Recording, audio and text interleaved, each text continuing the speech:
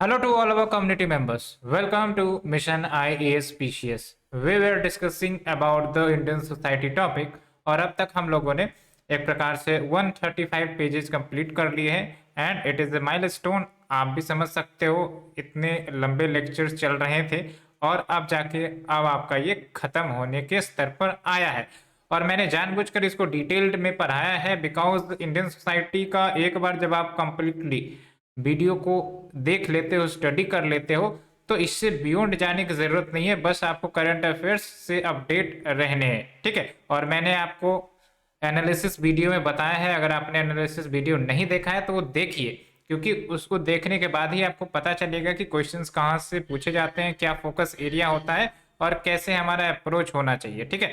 तो first you should look at the analysis part so that आप understand कर सको और आप लिमिटेड स्टडी कर सको। अदरवाइज स्टडी करने के लिए पूरी किताबें रखी हुई हैं, but there is no need, ठीक है। तो इस अप्रोच से आपको चलना है ताकि आपका भी कम समय लगे और आप अच्छा परफॉर्म कर सको। इस एंगल से आपको देखना है, ठीक है। फिलोसफर बनने की जरूरत नहीं है, ठीक है, और साइंटिस्ट बनने की वैसे भी जरूरत नहीं है। इंडियन सोसाइटी में तो साइंटिस्ट बनना नहीं है, इसलिए आप टॉपिक वाइज चीजों को समझिए और आप उसको सोसाइटी में इम्प्लीमेंट करके देखिए। इम्प्लीमेंट यानी कि आप ऑब्जर्व करिए, आपको चीजें समझ में आने लगेगी, एग्जाम्पल समझ में आने लगेंगे। इससे बियॉन्ड आपको कुछ नहीं करना है। और जो मैंने करंट अफेयर्स की बात बताई थी अपने एनालिसिस पार्ट में, वो है आपका विजन आईएएस का मैगजीन से, उसको आप सब्सटेंशिएट कर लेना। जो आपका सोशल इश्यू आता है, सोशल इश्यू सेक्शन, उसको आप कवर करते जाना मंथली वाइज। उसको पेंडिंग मत डालो कि हम अंत समय में करेंगे जब आपका पीटी क्लियर हो जाएगा या फिर आपका जो मेंस 365 आएगा तब हम कर लेंगे। नहीं, साथ ही साथ करिए। एक दो टॉपिक आते हैं, इससे क्या होगा कि आपका रिवीजन भी होता चला जाएगा और आपके माइंड में पकड़ बन जाएगी, कीवर्ड्स का पकड़ बन जाएगा और एक प्रकार से आप आंसर राइटिंग कर सकते हो, ठीक है। मैंने आपको एनालिसिस में बताया 2022 के पेपर भी हमने एनालिसिस किए थे, उसमें आपने देखा होगा कि किस प्रकार से करंट अफेयर्स को लिंक करके क्वेश्चंस पूछे गए। हाउएवर इस मैगजीन से भी क्वेश्चंस लड़े हैं, लेकिन अगर आप करंट अफेयर से जुड़े रहते हो तो आप और अच्छा आंसर राइटिंग कर सकते हो, सिंपल एज दैट, ठीक है। So without delaying let's start our discussion. And before that, अगर आपने हमारा चैनल सब्सक्राइब नहीं किया है, if you hadn't subscribe my channel, please do subscribe, like, share, comment करना ना भूले अपने रिस्पॉन्स। उसके बाद मैं जो है गवर्नेंस टॉपिक को शुरुआत करने वाला हूँ और उसके बाद इंटरनल सिक्योरिटी के ऊपर जाऊंगा, ठीक है। तो बने रहना है आपको हमारे साथ और हम इसी प्रकार से आपकी मदद करते रहेंगे। बस आपको शेयर करते रहना है, पॉजिटिविटी बढ़ाते रहनी है इस समाज में, अपने परिवार में। बिकॉज पॉजिटिविटी जब तक बढ़ेगा नहीं हमारे समाज में, तब तक हम जो है छोटे छोटे मुद्दे में ही अटके रहेंगे और हम हायर गोल्स अचीव नहीं कर सकेंगे, ठीक है। इसीलिए हमेशा ध्यान रखना है, आपको छोटे छोटे मुद्दों में नहीं भटकना है, छोटे छोटे झंझटों में नहीं फंसना है। आपको ब्रोडर ऑब्जेक्टिव, ब्रोडर पर्सपेक्टिव दिमाग में साथ लेकर चलनी है ताकि आप जो है एक रिवैम्प्ड यूथ के रूप में नजर आओ और आप देश के लिए, समाज के लिए, फैमिली के लिए कंट्रीब्यूट कर सको एक पॉजिटिव सेंस में, ठीक है। बिकॉज आपकी एनर्जी काफी ज्यादा होती है, यूथ की एनर्जी काफी ज्यादा होती है। इसको अगर सही डायरेक्शन में यूटिलाइज किया जाता है तो डेफिनेटली एक रिवॉल्यूशन लाने का पोटेंशियल हमारे युवा रखते हैं, ठीक है। And you have that potential, identify your potential and just work toward the welfare of the people, welfare of the society, welfare of the nation and that will ensure the welfare of the world, ठीक है। तो friends let's start. ज्यादा बातें हमने बोल दी हैं आपके सामने, चलिए शुरुआत करते हैं। Impact of Covid 19 on culture and tradition. आपको ही पता है व्हेन द कोविड एराइज, जो आपका टूरिज्म सेक्टर है सबसे पहले प्रभावित हुआ। अब टूरिज्म सेक्टर में आप देखो यूनेस्को के वर्ल्ड हेरिटेज साइट आ जाते हैं, ठीक है। उसके बाद जो आपके कल्चरल इवेंट्स ऑर्गेनाइज होते थे, फेस्टिवल्स ऑर्गेनाइज होते थे, सब शट डाउन हो गया। कल्चरल इंस्टीट्यूशंस बंद हो गई, कम्युनिटी कल्चर प्रैक्टिसेस बंद हो गई, बिकॉज डर लगा रहता था कि इन्फेक्शन फैल जाएगी, इसीलिए आपका ये सब पर बैन लग गया था। उसके बाद जब ये सब जो आपके कल्चरल साइट्स थे बंद रहा करते थे तो लूटिंग भी देखने को मिली, पोचिंग देखने को मिला नेचुरल साइट्स पर। और सबसे इंपॉर्टेंट बात, जो आर्टिस्ट थे, है ना, गाने बजाने वाले, उनका भी तो नुकसान हुआ। शादी, मैरिज, ये सब भी बैन लग गया या फिर यूं कह सकते हो कि रेस्ट्रिक्शन आ गई, तो इन सब को भी तो ज्यादा नुकसान हुआ। तो ultimately they are not able to earn very much income and ultimately tourism also get affected. And इसके कारण आपका व्यक्ति का social economic political life affect हुआ and also it affected the fundamental right to access culture because we are not able to accessing that. चाहे वो आपका मस्जिद कह लो, मंदिर कह लो, या फिर कल्चरल प्लेसेस कह लो, या फिर आपका घूमने की जगह कह लो, ठीक है। अल्टीमेटली जो social rights of the artist and creative professionals it also get affected, ठीक है। तो ओवरऑल हमने एनालिसिस आपको बताया है। और आपको ही पता है टूरिज्म आपका ट्रांसपोर्टेशन पर ही आधारित होता है। टूरिज्म और transportation goes hand in hand. इसका मतलब अगर ट्रांसपोर्टेशन सेक्टर हमारा प्रभावित हुआ था तो definitely tourism and hospitality sector भी हमारा प्रभावित हुआ। रेस्टोरेंट्स ये सब भी हैं, लेकिन हम कल्चरल एस्पेक्ट्स पर अपना फोकस करेंगे।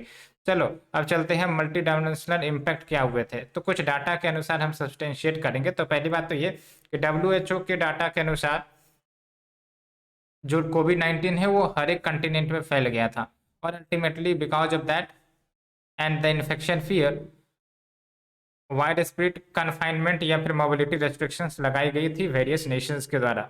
अब दूसरा इम्पैक्ट अगर हम बात करें UNWTO रिपोर्ट्स यानी कि united nation world tourism organisation के रिपोर्ट के अनुसार चले तो बिकॉज जो आपका कोविड-19 इन्फेक्शन बढ़ा, इसके कारण क्या था, various nation approx 96% of all world wide destinations यानी कि जो घूमने के स्थान थे वहां पर फुल या फिर पार्शियल रेस्ट्रिक्शंस लगा दी गई थी since the end of the January 2020।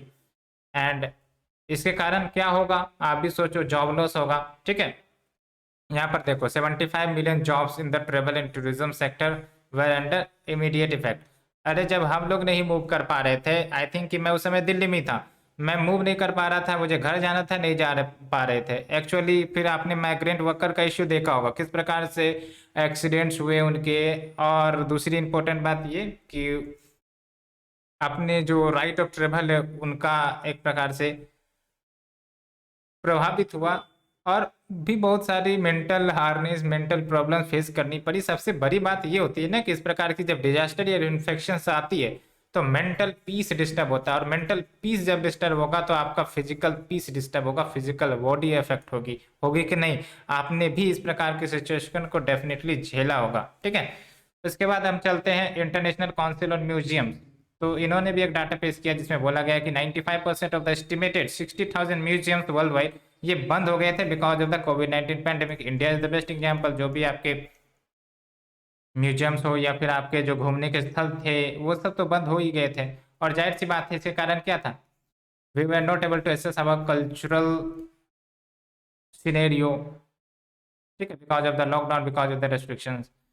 And next is the closure of cultural institution. वही बात हो गई, कल्चरल इंस्टीट्यूशन का बंद हो जाना, ठीक है। और कल्चरल इंस्टीट्यूशन हैवली रिलाई करता है ऑन टूरिज्म, क्योंकि लोग आते हैं दूर दराज के क्षेत्रों से, दुनिया भर के देशों से, और अल्टीमेटली उनको इकोनॉमिक बेनिफिट मिलती है, रोजगार जनरेट होता है, ठीक है, और इकोनॉमी को भी बूस्ट मिलती है। और सबसे इंपॉर्टेंट बात ये, बिकॉज ऑफ द रेस्ट्रिक्शंस जो पैसे आते थे, है ना, वो पैसे आने बंद हो गए, और उस पैसे को जो खर्च किया जाता था मैनेजमेंट ऑफ द साइट, या फिर यूँ कह सकते हो कि taking care of the site, है ना, कि कहीं डैमेज हो जाता था तो उसको रिवैम्प किया जाता था। तो पैसे न आने के कारण जो कल्चरल इंस्टीट्यूशंस या कल्चरल साइट्स के रिवैम्प की प्रक्रिया थी वो भी प्रभावित हुई थी। उसके बाद inequalities with in and between the Nations because of the loss of employment, ठीक है।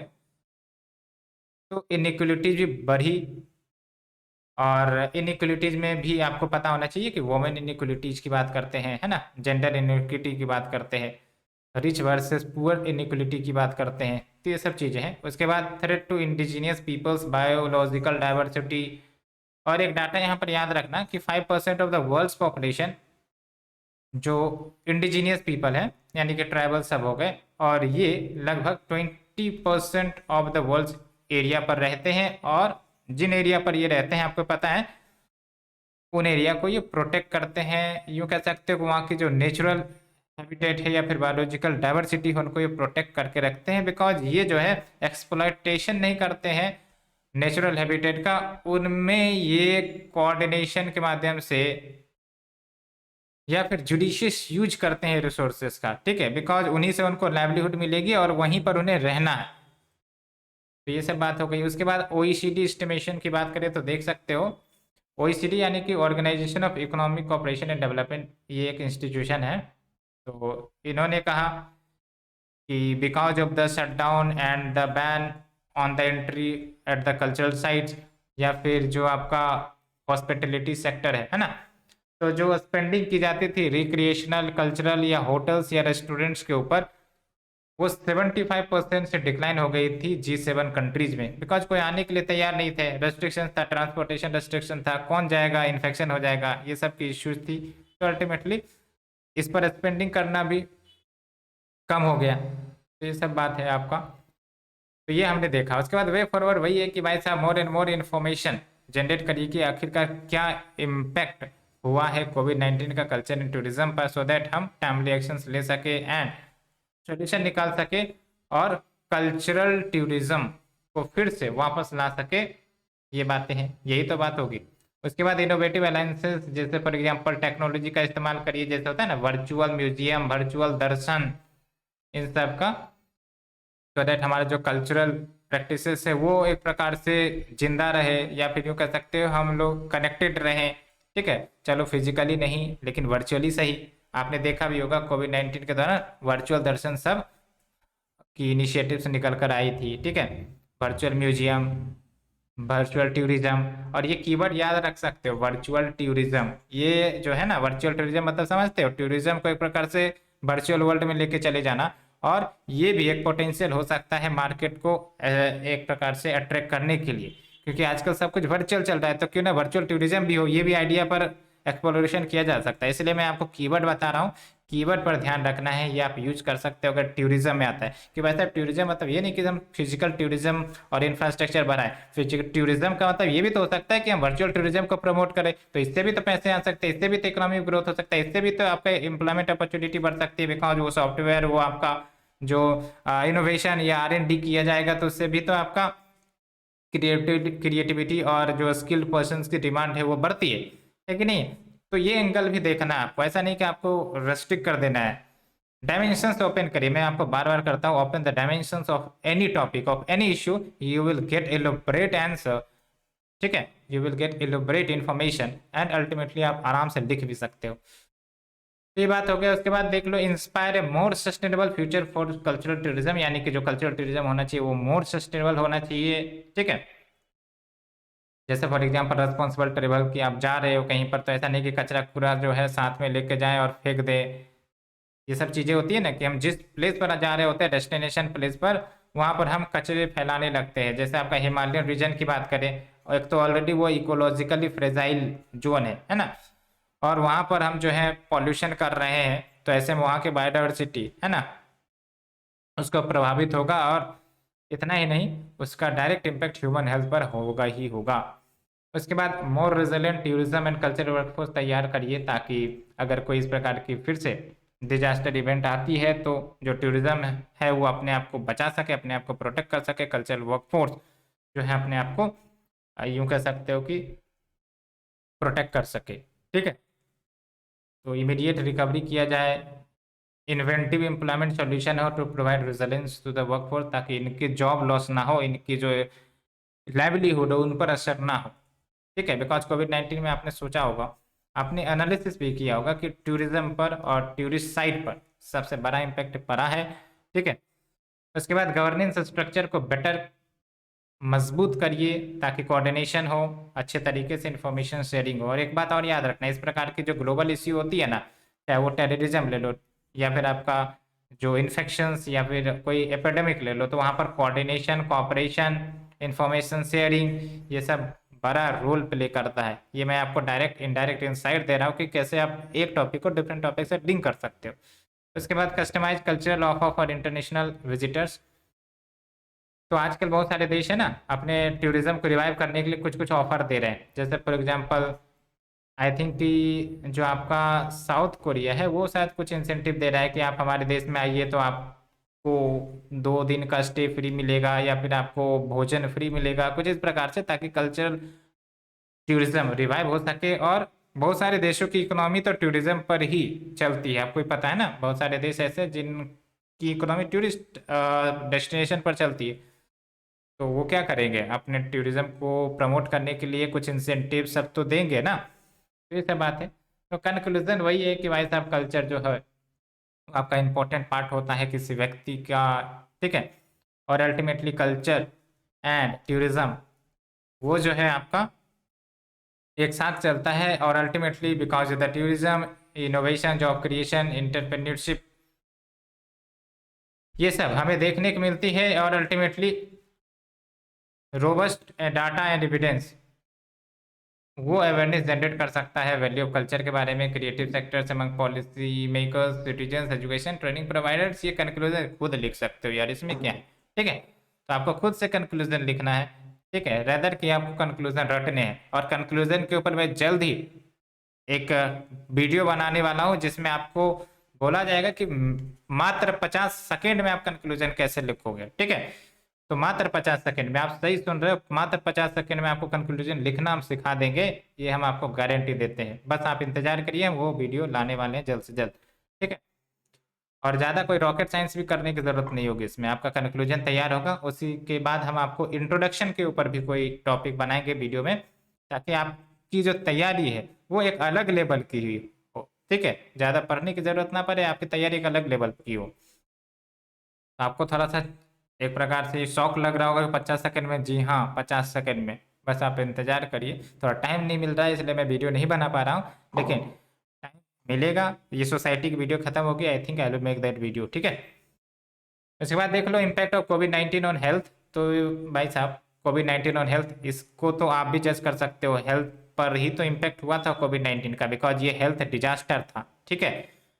हेल्थ डिजास्टर था, इसने हर व्यक्ति के जीवन को प्रभावित किया। और जो आपके वल्नरेबल सेक्शंस थे, है ना, पुअरर सेक्शंस थे, उनको ज़्यादा प्रभावित किया। बहुत सारे सेक्टर्स को प्रभावित किया, टूरिज्म आपका हो गया, या फिर आपका जो मैन्युफैक्चरिंग सेक्टर हो गया, आपका ट्रांसपोर्टेशन सेक्टर हो गया, लॉजिस्टिक सेक्टर हो गया। किस सेक्टर को नहीं प्रभावित किया ये आप हमें बताइए। अल्टीमेटली ये लगभग सारे सेक्टर को प्रभावित किया है, ठीक है। ये सब बात हो गई। अब बात करते हैं भारत पर, इसका इम्पैक्ट किस एंगल से आप जज करते हो। जब हम बात करते हैं हेल्थ की, तो भारत का इमेज आपको सामने आना चाहिए। पहली बात तो ये कि भारत में पॉवर्टी काफ़ी ज़्यादा है ना, majority of the portion of the people या तो वो पुअर होते हैं या फिर यूँ कह सकते हो मिडिल क्लास होते हैं, ये तो आपको ही पता है, ठीक है। दूसरी इंपॉर्टेंट बात ये कि majority of the portion resides in the rural areas, ठीक है। तीसरी इंपॉर्टेंट बात ये कि इंफ्रास्ट्रक्चर बॉटलनेक्स है। चौथी इंपॉर्टेंट बात ये कि आपके डॉक्टर्स सब की कमी है, ठीक है, स्किल वर्कफोर्स की कमी है, नंबर ऑफ बेड्स की कमी है, ठीक है। तो ये सब इश्यू तो ऑलरेडी हेल्थ केयर सेक्टर में है। अब बताओ जब कोविड का अटैक होगा तो ये समस्याएं बढ़ेंगी कि घटेंगी? बढ़ जाएंगी, डबल ट्रिपल हो जाएंगी, है कि नहीं है। तो इसका मतलब क्या है कि ये आपका जो कोविड है इसने डिजास्टर लेकर आया था इंडिया के हेल्थ केयर सिस्टम पर। और चौथी इंपॉर्टेंट बात ये भी याद रखनी है आपको कि जो आपका हेल्थ केयर मार्केट है ना, हेल्थ केयर मार्केट में प्राइवेट भी होते हैं और पब्लिक भी होते हैं। पब्लिक में आपका गवर्नमेंट, ठीक है। तो जो हेल्थ केयर मार्केट है 70% of the health care market are occupied by the private sector. अब प्राइवेट सेक्टर मतलब क्या, पैसा, प्रॉफिट। तो जाहिर सी बात है अगर कोई व्यक्ति बीमार हो गया कोविड-19 के कारण, अब उसको इलाज करवाना है तो ज़्यादा से ज़्यादा पैसे की जरूरत पड़ेगी कि नहीं पड़ेगी। और जो हमारी पॉपुलेशन है क्या वो अफोर्ड कर पाती हैं एक अच्छा इलाज? अगर उनकी इनकम कम है, उनकी इनकम 15,000 20,000 है, क्या वो अफोर्ड कर पाएंगे? नहीं कर पाएंगे। तो इसके कारण क्या होगा, इसके कारण या तो उनको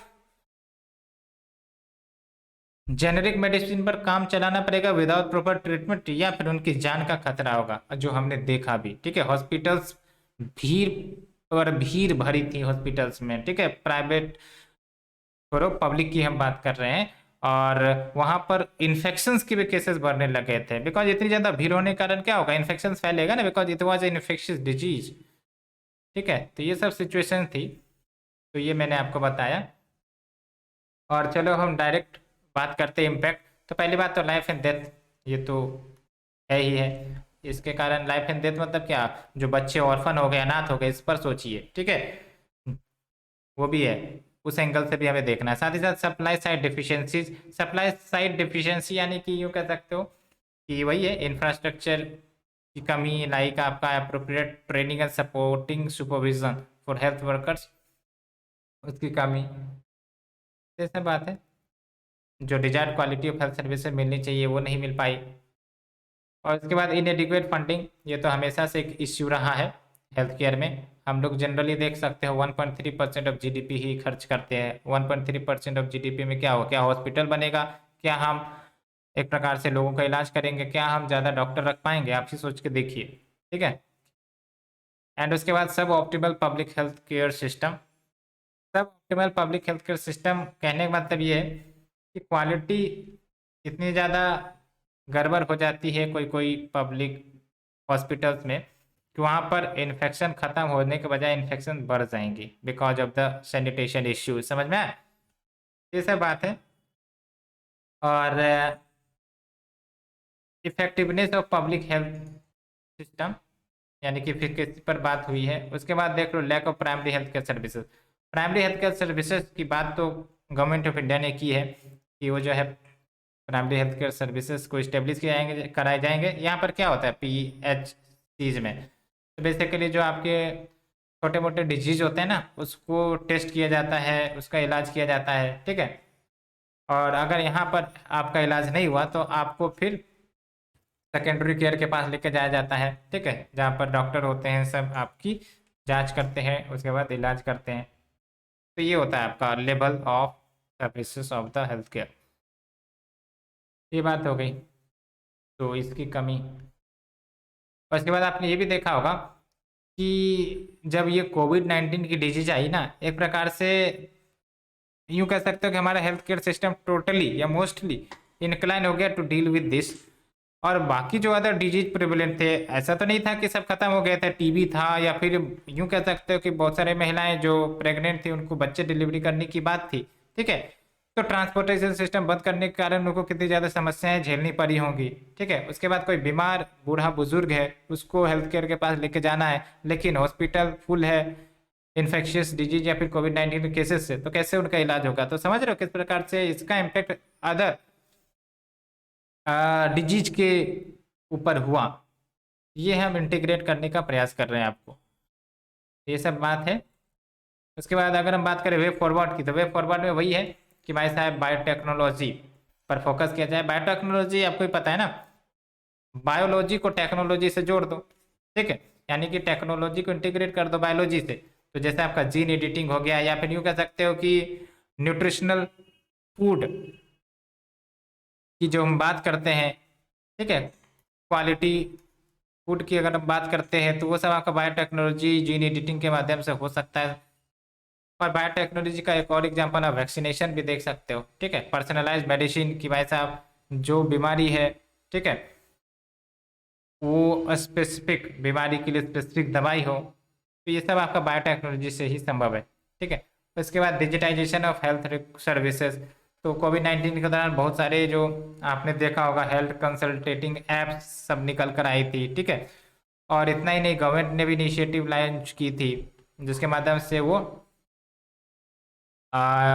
डिजिटल सर्विसेज प्रोवाइड करते थे टू द पेशेंट्स। ठीक है, टू डील विद द कोविड-19 केसेस। उसके बाद क्लाउड कंप्यूटिंग, इंटरनेशनल एक्सपीरियंस में ये बोला गया है कि जो कनाडा है वो एक प्रकार से 2002 में स्टार्ट किया था इनिशिएटिव, जिसमें आपका इलेक्ट्रॉनिक हेल्थ प्रोजेक्ट्स पर फोकस था। ठीक है। यानी कि जो भी आपके हेल्थ सर्विसेज है वो ई सर्विसेज के माध्यम से मिले। तो ये सब बातें हैं और क्या। उसके बाद पब्लिक हेल्थ पर फोकस किया जाए। ठीक है। पब्लिक हेल्थ पर फोकस इसलिए भी किया जाना चाहिए, हमारे देश में हेल्थ बर्डन काफ़ी ज़्यादा है। मतलब ये हेल्थ बर्डन कहने का मतलब ये जो डिजीज बर्डन है ना वो काफ़ी ज़्यादा है, चाहे वो मलेरिया की बात करो, टीबी की बात करो, या फिर आपका ये जो इन्फेक्शंस आपने देखा। ठीक है। तो हेल्थ केयर पर फोकस करना ज़रूरी है। उसके बाद private sector regulation in the sense कि आपने देखा भी होगा कोविड-19 के समय में जो हॉस्पिटल थे 2 गुना 3 गुना चार्ज लिए जा रहे थे हॉस्पिटल बेड्स के लिए, ऑक्सीजन सिलेंडर्स के लिए, है ना। ऐसे में मिडिल क्लास या पुअर पर्सन्स कैसे अफोर्ड कर पाएंगे? वो तो उनकी जो पूरी लाइफ में सेविंग उन्होंने की होगी वो ख़त्म हो जाएगी। आप सोचो अगर वो बच भी जाते हैं तो फिर उसका कितना इम्पेक्ट उनके लाइवलीहुड पर पड़ेगा। ठीक है। तो ये सब बातें हैं। और साथ ही साथ ये भी आपने देखा होगा, ये सब भी आप महसूस करते होंगे कि बहुत सारे हॉस्पिटल क्या होते हैं, जब भी कोई आपको बीमारी हुई, लेट से हॉस्पिटल जाते हैं, पता चला कि इनिशियली 5 प्रकार के टेस्ट आपको करवा लिए जाएंगे, चाहे उसकी ज़रूरत हो या नहीं हो, ठीक है। और दवाइयाँ देने की बात हो तो भर भर के दवाइयाँ दिए जाते हैं, ताकि जो है दवाइयों की बिक्री हो और अल्टीमेटली प्रॉफिट हो, इस एंगल से ये सब भी बात निकल कर आती है। अब केस स्टडी एक है महाराष्ट्र और केरला को लेकर, कि डिस्पाइट कि महाराष्ट्र और केरला दोनों का जीएसडीपी सिमिलर है, लेकिन किस प्रकार से केरला में जो आपका मोर्टेलिटी रहा है बिकॉज ऑफ द कोविड-19 वो कम रहा है as compared to the Maharashtra, तो क्या केरला ने अच्छे अच्छे इनिशिएटिव लिए, तो इसमें यही बात की गई है। तो आप देख सकते हो their per capita growth state domestic product is similar, लेकिन कोविड-19 fertility rates are hugely different, that is Kerala के लिए 0.48% रहा और महाराष्ट्र के लिए 2.04% रहा। अब क्यों? तो पहली बात तो ये कि जो नंबर ऑफ डॉक्टर्स है केरला में काफ़ी ज़्यादा है, और दूसरी इंपॉर्टेंट बात ये कि गवर्नमेंट हॉस्पिटल बेड्स भी ज़्यादा है, तो आराम से कोई अगर लोग बीमार है तो एडजस्ट हो सकते हैं। और इसके बाद ये कि आपका मोर फंड्स एलोकेट किया जाता है पब्लिक हेल्थ के ऊपर केरला के द्वारा as compared to Maharashtra every year.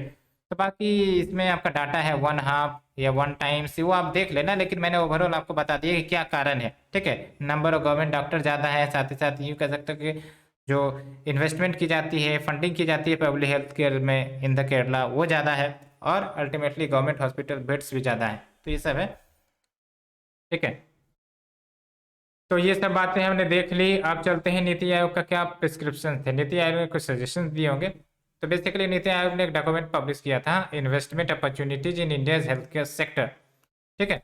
और इस डॉक्यूमेंट में ये कहा गया कि हॉस्पिटल सेगमेंट में ये जो आपका प्राइवेट प्लेयर का एक्सपेंशन है, यानी कि जो प्राइवेट हॉस्पिटल्स है उसका एक्सपेंड किया जाए टायर 2 एंड टायर 3 लोकेशन में, ठीक है, beyond metropolitan cities. Metropolitan cities एक प्रकार से टीयर 1 सिटीज कह सकते हैं, और वहां पर तो ऑलरेडी ये सब आपके प्राइवेट प्लेयर्स है ना, यूज इंफ्रास्ट्रक्चर है हॉस्पिटल्स की।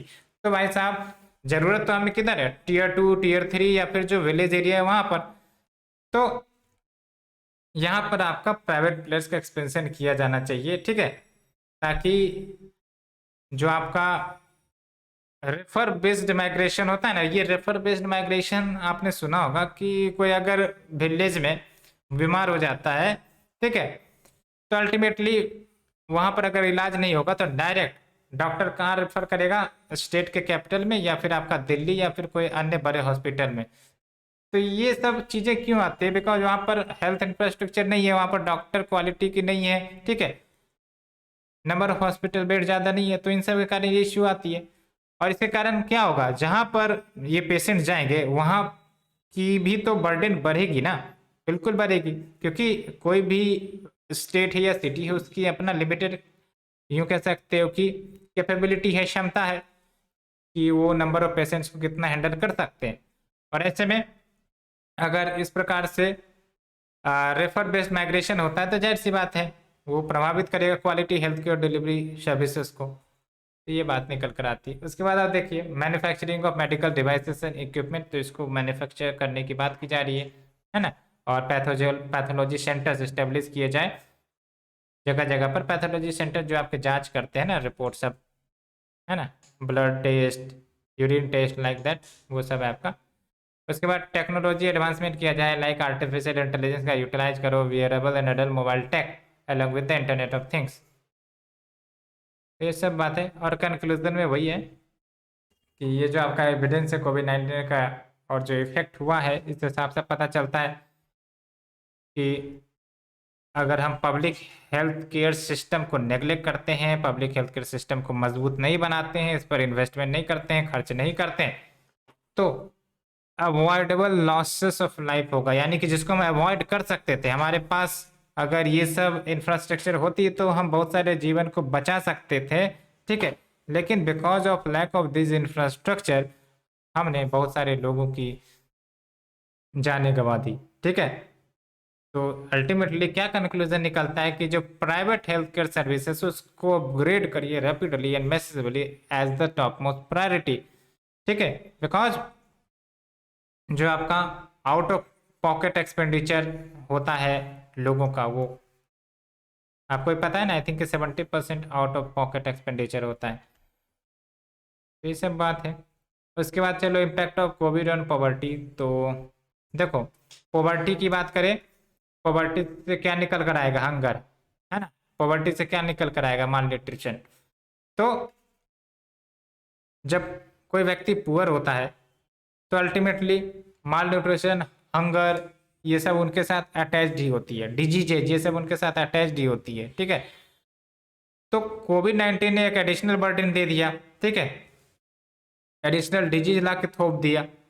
और जो व्यक्ति पुअरर हैं, पुअरर हाउस होल्ड हैं, अब भाई साहब उनको इन्फेक्शंस फ्री रखना कितना चैलेंज होगा, क्योंकि वो तो डेली वेज अर्नर्स है, ठीक है, रोज बाहर जाएंगे, रोज इंटरेक्ट करेंगे, रोज कार्य करके आएंगे। अब उतना सैनिटेशन पर तो वो ध्यान रखेंगे नहीं, खर्च करेंगे नहीं, क्योंकि ऑलरेडी उनकी इनकम काफ़ी लो रहती है। तो ऐसे में जो पॉवर्टी है, किस प्रकार से वो उनके चांसेस ऑफ डिजीज वल्नरेबिलिटी को इंक्रीज कर देता है, ये आप समझ रहे होगे, ठीक है।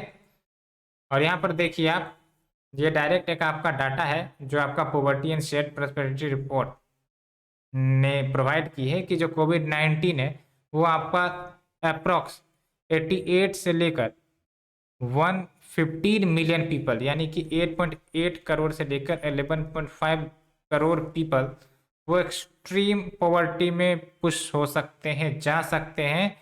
और एक्सट्रीम पॉवर्टी मतलब क्या?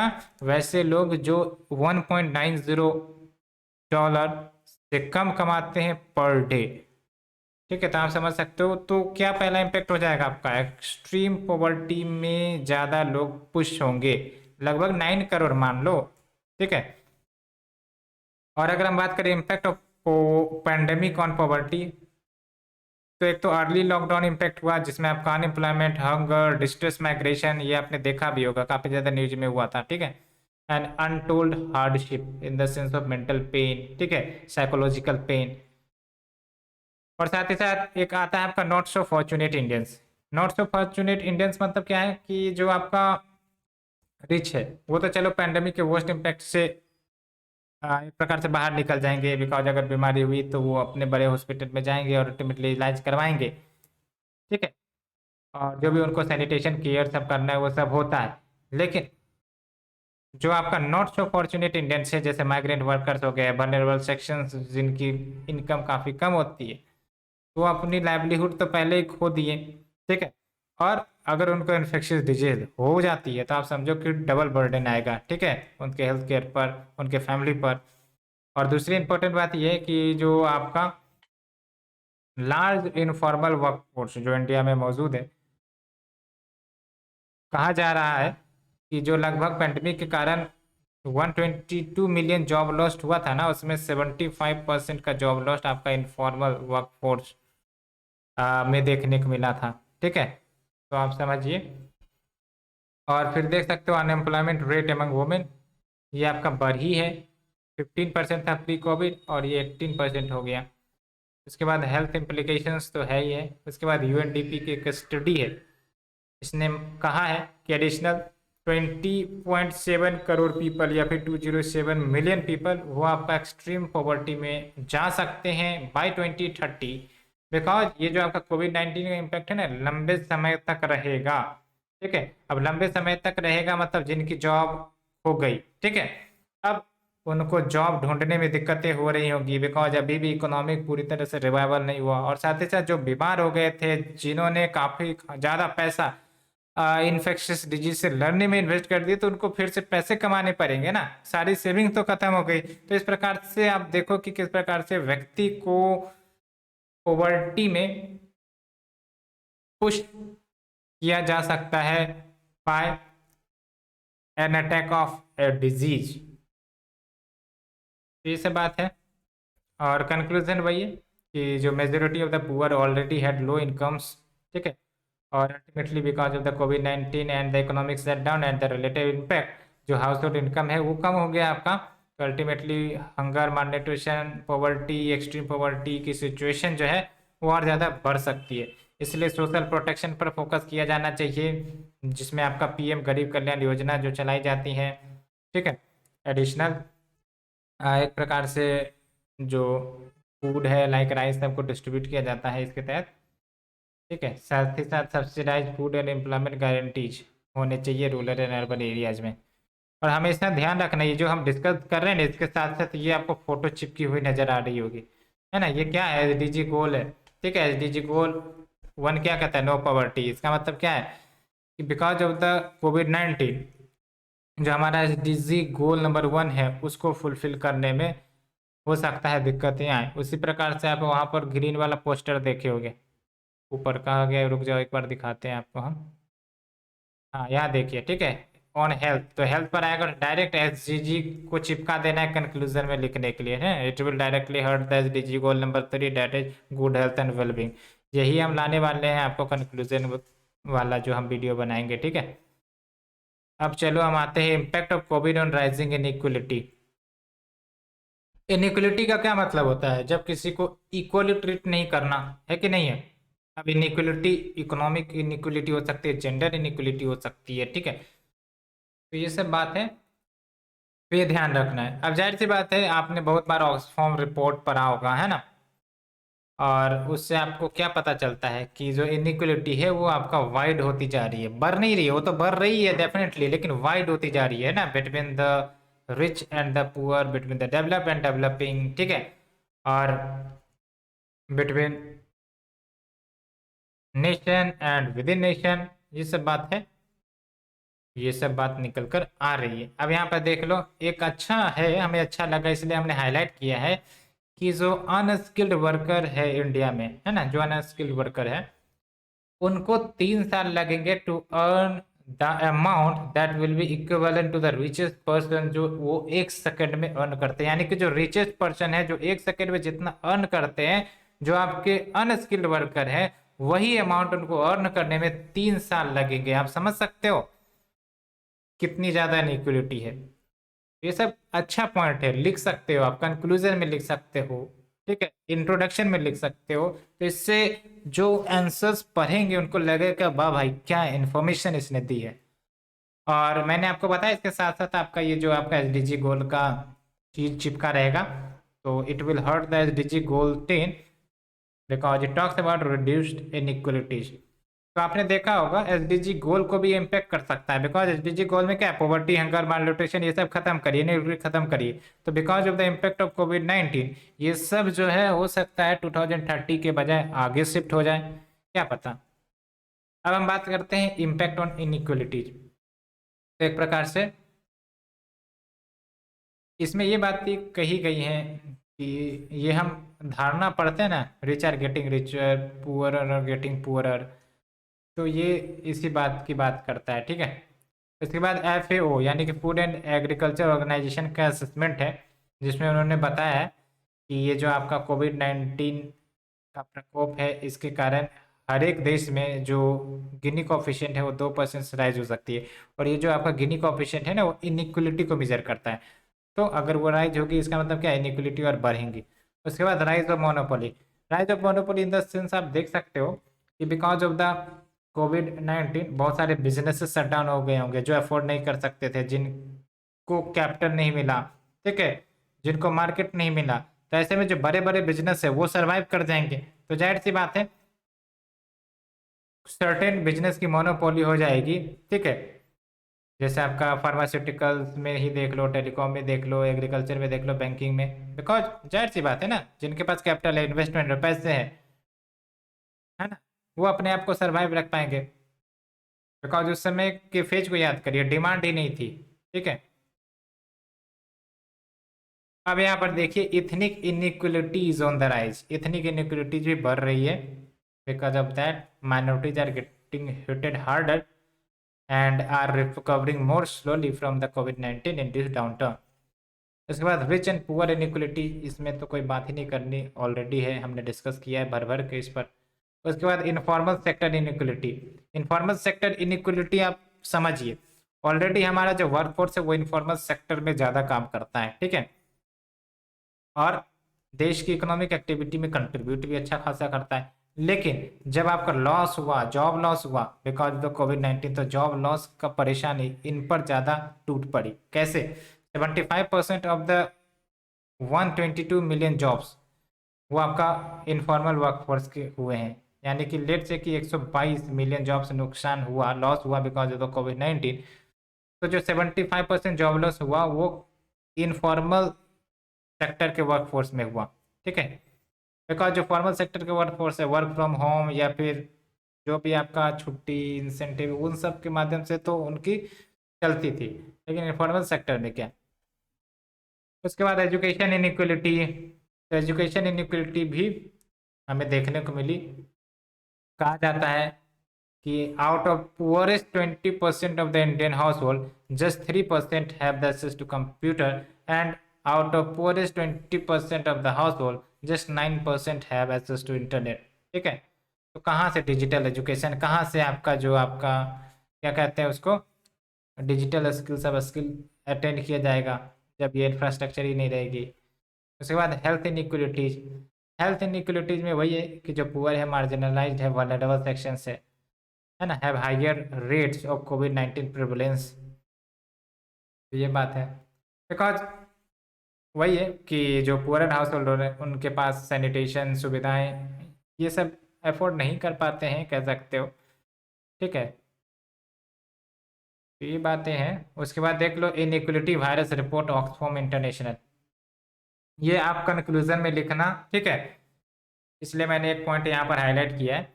ये जो आपका इनइक्वलिटी वायरस रिपोर्ट जो ऑक्सफोम इंटरनेशनल रिलीज करता है, इसमें इन्होंने पाया है कि जो कोविड-19 पैंडेमिक है इसने इंक्रीज किया है एग्जिस्टिंग इनइक्वलिटीज को in India and around the world. यानी कि जो ऑलरेडी एग्जिस्टिंग इनइक्वलिटीज थी, है ना, इस कोविड-19 पैंडेमिक ने और ज़्यादा उसको बढ़ा दिया है। ऐसे आप कोट करके लिख सकते हो। ठीक है, तो वे फॉरवर्ड में क्या बोला जाता है कि नॉर्डिक इकोनॉमिक मॉडल को अपनाइए। इसके तहत basically welfare safety net provide किए जाते हैं सभी के लिए, यानी कि जो सोशल प्रोटेक्शन है ना, वो सब सोशल सिक्योरिटी स्कीम के माध्यम से। उसके बाद करप्शन फ्री गवर्नेंस, साथ ही साथ fundamental right to quality education and health care and higher taxes for the rich, ये सब आपका नॉर्डिक इकोनॉमिक मॉडल की बात करता है। उसके बाद जो कैपिटलिज्म है जिसका मेन एम क्या होता है, प्रॉफिट अर्निंग, लेकिन कहीं ना कहीं अब इनकी स्ट्रेटजी में चेंज करना पड़ेगा, 4P मॉडल लाना पड़ेगा, जहाँ पर प्रॉफिट पर तो फोकस करते ही पीपल पर भी फोकस करे, प्लेनेट पर भी और पर्पज पर भी। तो ये 4P कंसेप्ट याद रखना, प्रॉफिट, पीपल, प्लेनेट, पर्पज, तो मजा आ जाएगा आपके आंसर में। क्विक रिस्पॉन्स, टाइमली रिस्पॉन्स ये है। कंक्लूजन वही है कि भाई साहब इन्वेस्टमेंट करो हेल्थ एजुकेशन इंफ्रास्ट्रक्चर में, खासकर इधर डिप्राइव्ड एरियाज एंड जो वल्नरेबल सेक्शंस हैं, ताकि वो एम्पावर हो सके, है ना, वो बीमार होने से बचे। बिकॉज वो अगर बीमार होते हैं तो उसका इम्पैक्ट डायरेक्ट उनकी जो लाइवलीहुड है उस पर पड़ता है, बिकॉज उनके पास सेविंग्स नहीं होती ना, वो डेली कमाते डेली खाते। तो ये सब बात है। साथ ही साथ अफोर्डेबल हाउसिंग में इन्वेस्ट किया जाए। ठीक है, और साथ ही साथ जॉब्स एंड हायर इनकम सबकी अपॉर्चुनिटीज लेकर आ। तो क्या सीखा हमने इस 2 साल के कोविड-19 पैंडेमिक के बाद, what lessons we have learn from the कोविड-19 पैंडेमिक। ठीक है, और क्या जो हमने लेसन सीखे उसको हम इम्प्लीमेंट किया, उसको भी देखना ज़रूरी है। बिकॉज क्या पता भविष्य में इस प्रकार की डिजीजेज आ जाए, इसमें तो कोई डाउट नहीं है कि आ सकती है, बिकॉज ये सब अब एक प्रकार से कॉमन चीज़ें हो गई है। चाहे वो आपका यूँ कहो कि साइक्लोन सबको देख लो, फ्रिक्वेंटली आती है। ठीक है, उसके बाद जो आपका वेदर एंड क्लाइमेटिक पैटर्न में चेंज हो रहा है वो फ्रिक्वेंटली आप देखते होगे। तो बेसिकली सबसे इम्पोर्टेंट बात यह है कि जो चीज़ें आई, जो चीज़ें घटित हुई, ठीक है, चाहे वो डिजास्टर हो जो हो, उससे हमने सीखा क्या, और सीखा तो क्या उसे हमने इम्प्लीमेंट किया। इम्प्लीमेंट करना जरूरी है, नहीं तो सीख लिया, पता चला हमने हॉस्पिटल्स खोलने थे, जो बेड्स बनाने थे, बढ़ाने थे, वो हमने किया ही नहीं, तो बीमारी फिर से आएगी, तो क्या हम उससे लड़ सकेंगे? नहीं। तो वही बात है। तो लेसन्स लर्न फ्रॉम द कोविड-19 पैंडेमिक, तो पहली बात तो ये कि जब भी इस प्रकार की डिजास्टर आती है ना, जो ग्लोबल इफेक्ट डालता है, तो coordination and responsiveness and cooperation, ये 3 चीज़ें महत्वपूर्ण होती है बिटवीन द नेशन, ठीक है, बिटवीन द गवर्नमेंट। और दूसरी इंपॉर्टेंट बात ये कि इस प्रकार के डिजास्टर के लड़ने के लिए we already had laws to control these activities, जैसे एपिडेमिक डिजीज एक्ट या फिर आपका डिजास्टर मैनेजमेंट एक्ट। बस इसका जुडिशियस यूटिलाइजेशन होना चाहिए, ये इम्पॉर्टेंट है। बिकॉज ये सब एक्ट होने के बावजूद अगर इसका इम्प्लीमेंटेशन प्रॉपर नहीं होता है तो हम इन्फेक्शन को कवर नहीं कर सकते। उसके बाद evidence based strategy to reduce viral transmission, ये काफ़ी कम समय के लिए वर्क किया, है ना। और इसके बाद ये बातें भी कही गई कि जो इम्पैक्ट है uncontrolled movement of migrant population का, उसको समझने की ज़रूरत है। बिकॉज जो 1/3 है इंडिया की पॉपुलेशन वो इंटरनल माइग्रेंट्स है, यानी कि विद इन द स्टेट ये माइग्रेट करते हैं और अल्टीमेटली ये मोस्टली बिलो पॉवर्टी लाइन के टैग के अंतर्गत होते हैं। तो जाहिर सी बात है जो पोटेंशियल है, अगर लेट से कि इनको इन्फेक्शन हो जाती है तो इन्फेक्शन बढ़ने के चांसेस ज़्यादा है, इसलिए इनके इम्पैक्ट को अंडरस्टैंड करना ज़रूरी है। साथ ही साथ pan India laboratory network establish किए जाएँ, है ना, जैसे ICMR के जो लेबोरेटरी है वो सब जगह जगह पर इस्टेब्लिश किए जाएँ ताकि प्रॉपर रिसर्च हो, एनालिसिस हो। उसके बाद protection and preservation of vulnerable citizens, ये प्रायोरिटी होनी चाहिए, जैसे एल्डरली हो गया, है ना, ये सब हो गए। बिकॉज मोर्टेलिटी रेट इन सब के ज़्यादा होते हैं, खासकर जो ऐसे व्यक्ति है जिनके पास ऑलरेडी कोई डिजीज है ना, तो इनके चांसेस मोर्टेलिटी के ज़्यादा होते हैं, तो इनको प्रायोरिटी देना चाहिए, है ना। तो जैसे आपने देखा भी होगा वैक्सीन में इन्हें प्रायोरिटी दी गई थी, वही बात है। उसके बाद फ्रंट लाइन वर्कर्स को प्रोटेक्शन देने की ज़रूरत है from infection and ignorant community, क्योंकि आपने ये देखा होगा कि जो फ्रंट लाइन वर्कर्स थे, है ना, काफ़ी ज़्यादा साइकोलॉजिकली प्रभावित थे। बिकॉज आप भी समझो कि इनको उन बीमारी से डील करना था जो नज़र ही नहीं आती थी, जो ट्रैक ही नहीं हो पाता था, और खुद ही ये इलाज कर रहे हैं और इनको भी तो इन्फेक्शन होने के चांसेस है, ये सब बात है। उसके बाद harnessing all natural resources is a Swift and cost effective approach along with public engagement is very important to contain COVID-19 pandemic. और आपने देखा होगा किस प्रकार से अवेयरनेस जनरेशन, है ना, वो सब किए गए, है ना, घर घर जाकर एक प्रकार से वैक्सीनेशन का कैंपेन सब चलाया गया, तो ये सब बात है।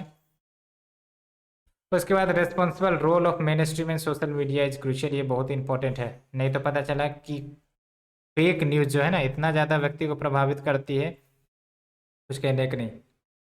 इसके बाद R&D को इनकरेज करो, वन हेल्थ अप्रोच जहाँ पर आपका human health, animal health and environment का हेल्थ तीनों को ध्यान में रखने की ज़रूरत है। उसके बाद मैथमेटिकल मॉडल्स जो तैयार किए गए थे to predict the biological phenomena of infectious disease, वो फेल हो गए, ठीक है, तो बढ़िया मॉडल लाने की ज़रूरत है। उसके बाद ये बोला गया कि जो पैंडमिक है वो इंटरप्ट नहीं करने चाहिए या फिर डिस्टर्ब नहीं करने चाहिए नॉन कोविड-19 हेल्थ केयर सर्विसेज को। अब नॉन कोविड-19 हेल्थ केयर सर्विसेज तो बहुत सारे आ जाते हैं, जैसे कोई व्यक्ति जो कैंसर से पीड़ित है तो उनको भी तो इलाज करना है, ठीक है, जैसे कोई इमरजेंसी सिचुएशन में आ गया, ठीक है, तो उसको भी तो देखना है। या फिर जो आपका एंटी-टीबी या फिर एंटी रेट्रोविरल ड्रग्स जो आपके पेशेंट को दिए जाने रहते हैं, है ना, उसकी सप्लाई भी तो होनी ज़रूरी है। एंटीनेटल केयर, है ना, जो महिला प्रेग्नेंट है उनकी डिलीवरी को लेकर है, तो ये सब सर्विसेज नहीं डिसरप्ट होने चाहिए थे, और ये सब इम्पैक्ट हमने देखा भी था। बिकॉज सारा जो हमारा हेल्थ इंफ्रास्ट्रक्चर है वो कोविड-19 पैंडमिक को डील करने के लिए फोकस्ड हो गया था, तो ये सब भी इश्यू तो इम्पोर्टेंट है। तो यही बात है, कंक्लूजन की बात करें तो इंडिया का जो कोविड-19 कंटेनमेंट स्ट्रेटजी है वो बेसिकली फोकस्ड था आपका वर्ल्ड हेल्थ ऑर्गेनाइजेशन का जो strategic preparedness and response plan था, इसी के आधार पर इंडिया के जो कंटेनमेंट स्ट्रेटजी थे वो आपकी चल रही थी, ठीक है। और वही बात है कि भाई साहब caution should be the keyword during the days to come. तो कंक्लूजन में क्या लिखना है, बना खुद लिखूँ बढ़िया होगा, इसमें क्या कुछ बात तो है नहीं। इसके बाद government steps to mitigate the impact of COVID, तो गवर्नमेंट ने क्या क्या स्टेप्स लिए, तो मल्टी डायमेंशनल इंटरवेंशन, है ना, जैसे स्कीम्स चलाए गए थे, है ना, जो आपका वल्नरेबल सेक्शन है उनके लाइवलीहुड को प्रोटेक्ट करने के लिए, गवर्नेंस लेवल पर मेडिकल मेजर्स जैसे आपका वैक्सीनेशन सब हो गया, इकोनॉमिक मेजर्स है, टेक्नोलॉजिकल इंटरवेंशंस, एक एक करके देखते हैं, इसमें ज़्यादा कुछ नहीं है, बस स्कीम्स याद रखने, ठीक है। जैसे आपको पता है ना कि प्रधानमंत्री गरीब कल्याण अन्न योजना लाया गया था, जिसके तहत लगभग 2/3 ऑफ द पॉपुलेशन या फिर यूँ कह सकते हो 80 करोड़ के आसपास लोग को एडिशनल 5 kg ऑफ राइस या फिर wheat and 1 kg of pulses provide की गई, ताकि ये जो है अपने फूड की ज़रूरतों को फुलफिल करो ड्यूरिंग द क्राइसिस टाइम। उसके बाद फार्मर्स के लिए आपका पीएम किसान योजना जो कि फाइनेंशियल एड दी जाती है ना। उसके बाद support women, PM Jan Dhan account holder, जिसके तहत जो भी आपके पीएम जनधन योजना के अकाउंट होल्डर थे उसको 500 रुपये पर मंथ दिए गए थे फॉर द 3 मंथ्स। उसके बाद free LPG cylinders to 8 crore household, वो तो आपका स्कीम चलता है ना, उसका कौन था, उजाला था शायद। उसके बाद गवर्नेंस लेवल पर वही है, लॉकडाउन किया गया। उसके बाद अवेयरनेस प्रोग्राम चलाए गए है ना, मास्क पहनिए, सैनिटाइज रखिए है ना, आसपास के मोहल्ले को सैनिटाइज रखिए, ये सब है। उसके बाद मेडिकल मेजर्स क्या लिए गए, तो पहले बात तो इंश्योरेंस स्कीम लाया गया फ्रंट लाइन वर्कर्स के लिए, बिकॉज फ्रंट लाइन वर्कर्स एक तो इन्फेक्शन से प्रभावित है, साथ ही साथ कुछ लोग जो इनको सही से ट्रीट नहीं करते थे, इन पर हिंसा करते थे, उनके लिए भी इनको सुरक्षा दी गई है कि नहीं। Support staff like ward boys, nurses, ASHA workers. इसके बाद वैक्सीन, ये तो सबसे बड़ा डेवलपमेंट है कह सकते हो आप, और इसकी मदद से जो आपका इन्फेक्शन है वो कंट्रोल हो सका है ना, मॉर्टेलिटी कम हो सकी। उसके बाद ऑक्सीजन एक्सप्रेस, ऑक्सीजन की जो कमी हो गई थी है ना, उसके सप्लाई को इंश्योर करने के लिए आपने देखा होगा ऑक्सीजन ट्रेन चलाया गया था। उसके बाद टेस्टिंग इंफ्रास्ट्रक्चर को काफ़ी ज़्यादा तेज किया गया, ठीक है। तो जब ये केसेस आई थी कोविड-19 की, तो शुरुआत में 2000 टेस्ट होते थे, और जब आपका समय बीता तो 20 लाख टेस्ट पर डे होने लगे। तो ये सब बात है। इकोनॉमिक इंटरवेंशन में वही आत्मनिर्भर भारत अभियान, जिसके तहत 20 लाख करोड़ का पैकेज अनाउंस किया गया था पीएम मोदी के द्वारा to support the different sectors of the economy, चाहे इंडस्ट्री, एग्रीकल्चर, बिकॉज सारे सेक्टर्स को प्रभावित किया था, ठीक है। उसके बाद इंफॉर्मेशन टेक्नोलॉजी का फ़ायदा उठाया गया, जैसे आपका ई संजीवनी टेली कंसल्टेशन सर्विसेज हो गया, आपका आई गोट प्लेटफॉर्म हो गया, आरोग्य सेतु आपने सुना भी होगा, ट्रेस ट्रैक मॉनिटर। उसके बाद एपिडेमिक एक्ट में अमेंड किया गया ताकि हेल्थ वर्कर्स को प्रोटेक्ट किया जा सके फ्रॉम पब्लिक हैरेसमेंट। उसके बाद पीपीई किट्स का एडिक्वेट सप्लाई इंश्योर किया गया, हमारे देश में ही काफ़ी भारी संख्या में पीपीई किट्स बनाई जानी शुरू हुई। उसके बाद पब्लिक हेल्थ में इन्वेस्टमेंट्स को बढ़ाया गया, ठीक है। आपने भी देखा होगा जो हेल्थ एंड वेलनेस सेंटर्स हैं वो सबको एक्सपेंड किया गया, ठीक है।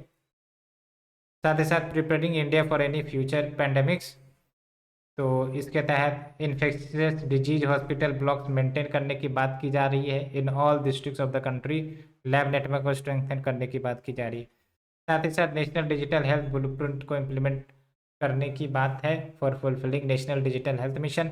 उसके बाद पीएम केयर्स फंड है ही है, जो कि आपका हेल्थ केयर इमरजेंसी अगर आती है, ठीक है, लाइक द कोविड जिस प्रकार से है, तो उसके लिए पैसे खर्च किए जाएंगे, और इसमें आपको भी पता है पीएम जो है 100% चेयरपर्सन है। उसके बाद एम्प्लॉयमेंट के लिए आपका गरीब कल्याण रोजगार अभियान चलाया गया था, एम्प्लॉयमेंट को बूस्ट करने के लिए मनरेगा भी है आपका, है ना। आरबीआई ने स्ले ऑफ मेजर्स अनाउंस किए थे, ठीक है, ताकि जो आपके एमएसएमई सेक्टर से वो अपने आप को प्रोटेक्ट कर सके, जैसे आपका emergency credit line linked incentive आपने सुना भी होगा, ठीक है। और यही सब है। तो इस तरफ से अब क्वेश्चन थोड़ी ना पूछे जाएंगे, इसलिए मैं आपको नहीं बता रहा हूँ। टेक्नोलॉजी रिलेटेड इंटरवेंशन याद रखना, ये कहीं पर भी यूज होगी, ठीक है, जैसे Aarogya Setu app, case tracking app, covid app, साथ ही साथ और भी बहुत सारे स्टेट गवर्नमेंट ने अपने अपने ऐप लॉन्च किए थे। तो ये टेक्नोलॉजी का याद रखना है, किस प्रकार से टेक्नोलॉजी मदद करता है हमारे हेल्थ सेक्टर को, ठीक है। तो फ्रेंड्स ये आपका चीज समाप्त होता है यहीं पर। I think we have covered 144 pages. अब हम चलने वाले हैं हेल्थ सोशल पर्सपेक्टिव। अभी तो हमने हेल्थ को ही देखा, अब ये आपका एक टॉपिक बचा हुआ है हेल्थ का। आई थिंक कि इसमें भी आपका 1-2 दिन लगेगा, लेकिन ये ख़त्म हो जाएगा। फिर एजुकेशन, फिर आपका क्या चलेगा, उसके बाद तो ख़त्म ही है आई थिंक, है ना। फिर ज़्यादा टॉपिक नहीं है, ख़त्म ही हो जाएगा। बस कहने का मतलब ये है कि आपका मेजोरिटी ऑफ द टॉपिक ख़त्म हो चुका है, ठीक है। और जो क्वेश्चंस आते हैं वो मेजोरिटी ऑफ द पोर्शंस जो हमने पढ़ाए हैं उसी से निकल कर आएंगे। करंट अफेयर से इंटरलिंक करिए। तो अब आपको बस ये छोटे छोटे हैं, एजुकेशन, एजुकेशन से रिलेटेड स्कीम्स, हेल्थ, हेल्थ से रिलेटेड स्कीम्स, ठीक है, ये आपको पता होना चाहिए। बाकी आपको तो पता ही है कि क्या सिनेरियो है हेल्थ केयर का या फिर एजुकेशन का। ठीक है, तो फ्रेंड्स आज के लिए इतना ही। Thank you very much. Lecture अच्छी लग रही है, सब्सक्राइब करिए, शेयर करिए, कमेंट करिए एंड अपने रिस्पॉन्स जरूर दें। फ्रेंड सर्कल में शेयर करिए, spread the positivity. Thank you very much.